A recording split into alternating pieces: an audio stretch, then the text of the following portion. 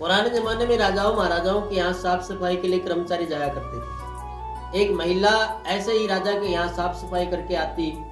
संयोग से एक बार क्या हुआ, उसको बुखार हो जाती है। बुखार से पीड़ित हुई तो वो अपना 15-16 साल का एक लड़का उससे बोलती है कि बेटा तुम आज मेरे स्थान पर जाकर राजा के यहाँ साफ सफाई करके आओ। अब वो लड़का साफ सफाई करने के लिए घर से जाता है झाड़ू वगैरह लेकर, तो उसकी माँ कहती है कि बेटा एक बात का ध्यान रखना, राजा के महल में नीचे देखते देखते सफाई करनी है और नजरों को नीचे देखते देखते वापस घर पर आ जाना है, ऊपर की तरफ मत देखना। बोला ठीक है माँ, नहीं देखूंगा। अब वो लड़का राजा के यहाँ सफाई करने के लिए जाता है। माँ के कहे अनुसार नीचे नीचे जाकर नीचे नजरों से सफाई करता है, नीचे नजरें रखते रखते वापिस आ जाता है। घर आकर माँ से कहता है कि माँ मैं सफाई करके आ गया, बहुत अच्छा काम किया बेटा। ऊपर की तरफ देखा, बोला नहीं माँ आपने कहा था ना नीचे ही देख कर काम करना है। मैं नीचे ही देख के काम कर करके और वापिस नीचे देखते वापिस आ गया, गढ़ से बाहर निकल गया। बेटा बहुत अच्छा काम किया। दूसरे दिन भी वो माँ की बुखार कम नहीं होती, वो लड़का फिर जाता है। माँ फिर समझाती है कि बेटा जैसे कल नीचे देखते देखते काम किया था वैसे ही नजरों को आज भी नीचे रखना। बोला ठीक है। लड़के ने काम किया तो लड़के के मन में आया कि ऐसा माँ क्यों कह रही है। 15-16 जवान था, सोचा क्या है ऐसी क्या बात है कि ऊपर से देखने पर क्या दिखता है। तो उस दिन दूसरे दिन वो काम करके जब वापिस आ रहा था तो रनवासी से जैसे गुजर रहा था तो ऊपर की तरफ देख लिया। अब रनवासी में ऊपर अटारी में राजा की बेटी राजकुमारी सामने दिखाई दी। अब राजा के बच्चे थोड़ा होते भी सकल सूरत से खूबसूरत हैं। उस बच्ची को देखकर वह लड़का मोहित हो जाता है और मन में विचार आता है कि शादी तो करें तो इसके साथ करें। घर आकर अपनी माँ से कहता है कि माँ आ गया बेटा, आ गया आज। बोले आज माँ मैंने ऊपर की तरफ देखा और मैंने उस बहुत खूबसूरत एक लड़की देखी, वो राजा की राजकुमारी लगी। बोला हाँ बेटा वो राजा की राजकुमारी, लेकिन तूने क्यों देखा। बोले माँ मैं तो शादी तो कराऊं तो उसके साथ कराऊं। माँ बोली बेटा धीरे बोल, अगर राजा ने सुन लिया, राजा की किसी आदमी ने सुन लिया तो अभी दोनों माँ बेटों को भीत में चिनवा देगा। तो किससे शादी करने की बात कर रहा है। बोला माँ शादी तो करूं तो उसके साथ करूं, नहीं तो अन्न जल का भी त्याग करता हूँ। माँ ने देखा 1-2 घंटे में भूख लगेगी तब खा लेगा। 1-2 घंटे बाद में भी नहीं आया, रात हो गई तो भी वो खाने के लिए नहीं आया। माँ को चिंता हुई बेटा खाना खा ले। खाना नहीं खाऊंगा, शादी करूं उसके साथ करूं फिर खाना खाऊंगा। पूरी रात निकल गई। दूसरे दिन वापिस माँ आती है काम करने के लिए। बच्चा बेटा भूखा घर पर बैठा है, माँ रो रही है, काम कर रही है। उस राजकुमारी की नजर उस औरत के ऊपर पड़ जाती है। वो औरत को बुलाती है अपने पास, कहती है कि आज थे मैत्राणी थे, रो भी और काम भी करो, क्या बात है। बोला आज क्या बताऊं कुंवर भाई साहब, एक व्यवस्था है। क्या व्यवस्था है। व्यवस्था है कि मेरे बच्चे ने कल आपकी तरफ देख लिया और आपके सूरत के ऊपर मोहित हो गया और कह रहा है कि शादी तो करूं तो आपके साथ करूं।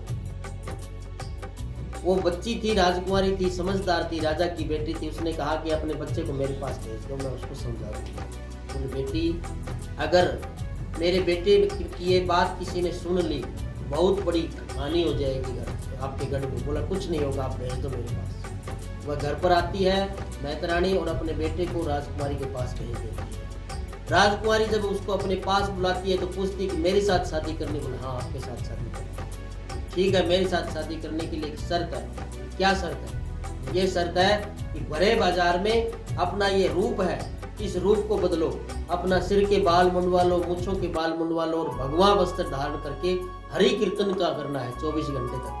बोला तू 24 घंटे की बोल रही है, मैं 24 दिन तक कर सकता हूँ, 1 महीने तक कर सकता हूँ, लेकिन शादी तेरे साथ करूँगा। बोला कोई बात नहीं, मेरी ये शर्त आप मंजूर करके आओ, मैं आपके साथ शादी करने के लिए तैयार हूँ। अब वो लड़का भगवा वस्त्र पहनता है और पूरा अपना शरीर के बाल निकलवाकर अपने शरीर के ऊपर राख लगाकर और एक आसन ले जाकर वस्त्र बाजार के बीच में बैठ जाता है और हरि कीर्तन करने लग जाता है। बाजार वाले 1-2 घंटा तो नोटिस करते हैं कि ऐसे ही आया होगा कोई, लेकिन वो लगातार उसको 4-5 घंटे हो गए तो उसके पास जाते हैं। कोई पानी की बोतल लेकर जाता है, कोई खाना लेकर जाता है। वो कहता है कि मैं हरि कीर्तन पर बैठा हूँ, कुछ भी खाऊं पीऊंगा नहीं।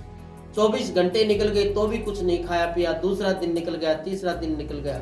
अब क्या हुआ, लोगों को उसमें इंटरेस्ट होने लगा कि ये तो कोई पुण्यात्मा है और नगर का भला करने के लिए आई है। धीरे धीरे वहां पर भीड़ लगने लग गई और लोग उसके पास बैठने लगे। चौथे 5वें दिन तो वहां पर मेला लग गए।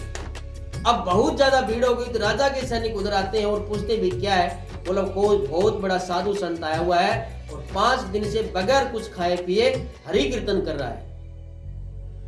राजा के सैनिकों ने यह समाचार महाराज को जाकर दिया गढ़ में। बोले महाराज पुण्य है वो तो लूट गया। कैसे? बोला कोई एक पहुंचा हुआ साधु आया हुआ है, 5 दिन से बगैर कुछ खाए पिए एक ही स्थान पर बैठा हुआ हरि कीर्तन कर रहा है, राम राम का नाम जप रहा है। राजा को भी बड़ा आश्चर्य हुई, इतना अच्छा साधु अपने देश में आया है तो अपने को भी मिलना चाहिए। अब राजा, रानी, राजकुमार, राजकुमारी, मंत्री सभी को साथ लेकर रथ में बैठकर उस स्थान के लिए चल पड़ता है। बहुत दूर से ही राजा ने देखा कि बहुत बड़ा लवाजमा लगा हुआ, बहुत भीड़ लगी हुई है, कोई पहुंचा हुआ साधु है। ऐसे साधु के पास राजसी ठाट बाट से नहीं जाना चाहिए, पैदल चलकर जाना चाहिए।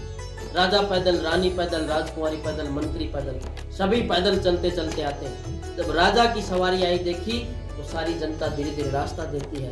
राजा आकर उस युवक को जो साधु का वेश बनाया हुआ था दंडवत प्रणाम करता है और कहता है कि महाराज मेरे बड़े भाग्य जगे जो आपने मेरी नगरी में आकर आज 5-6 दिन से बगैर कुछ खाए पिए एक स्थान पर बैठे हुए हरि का कीर्तन कर रहे हैं। मेरी नगरी के तो भाग जग गए। मेरी नगरी का जो कुछ भी है वो मैं आपको अर्पण करता हूँ, जो कुछ चाहिए आप मांग लो।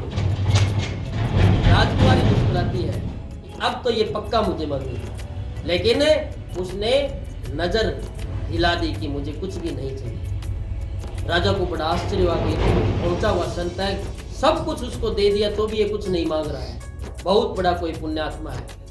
जब राजकुमारी देखती कि अब ये क्यों नहीं मांग रहा, क्या बात है, वो आकर राजा के कान में बोलती कि महाराज आप कहो तो मैं इससे कुछ पूछ लूं।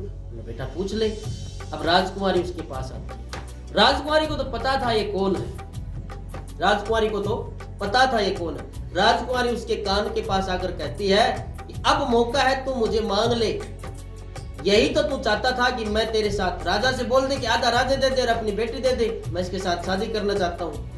तब भी वो युवक राजकुमारी की तरफ नजर उठाकर देखता है और बोलता है कि नहीं मुझे कुछ नहीं चाहिए। राजकुमारी पूछती क्यों, क्या बात है, क्यों कुछ नहीं चाहिए? बोला जब मैं छद्म वेश से बैठा हूँ और छद्म वेश से बैठकर राम के नाम का कीर्तन कर रहा हूँ, आपको भी पता है मुझे भी पता है मैं सच्चे भाव से नहीं लेकर बैठा था, लेकिन झूठे भाव से भी राम के नाम का कीर्तन लेकर बैठा हूँ। और उस राम के कीर्तन में कितनी बड़ी शक्ति है कि आज यहाँ का राजा, यहाँ का पूरा का पूरा प्रदेश मेरे चरणों में आकर बैठ गया। इतनी बड़ी शक्ति है उस राम के नाम में, मैं तुझे लेकर क्या करूंगा, यही नाम अगर मैं सच्चे भाव से लूं तो इस भवसागर से पार हो जाऊंगा। ऐसे राम के नाम की महिमा है। जय जय श्री राम, जय श्री बालाजी महाराज की जय।